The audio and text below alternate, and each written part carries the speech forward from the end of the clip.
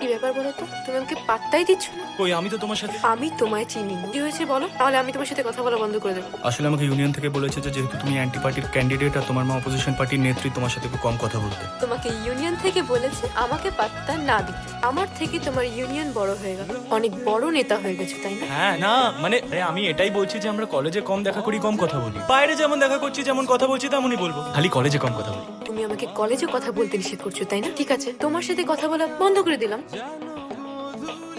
আমার ভুল হয়ে গেছে, আমাকে ক্ষমা করে দাও প্লিজ। সরে যাও। তুমি আমাকে চাপা দিয়ে বেরিয়ে যাও, কিন্তু আমার সাথে কথা না বলা অব্দি আমি কোথাও যাবো না। আমি কিচ্ছু বলতে চাই না। দেখো আমার খুব কষ্ট হচ্ছে, প্লিজ কথা বলো আমার সাথে, আমার খুব কষ্ট হচ্ছে। কষ্ট হচ্ছে? হ্যাঁ হচ্ছে। হচ্ছে তো? হ্যাঁ যখন তুমি আমাকে এগুলো বলেছিলে তখন আমার কেমনটা লেগেছিল, এখন বোঝো কষ্ট হলে কেমন লাগে। আরে শোনো শোনো জান, আমি আর ইউনিয়নের কথা শুনবো না, বিশ্বাস করো, তুমি যা বলবে তাই শুনবো। এই দেখো আমি তোমার জন্য নোট বস করছি। 1 2 3 4 5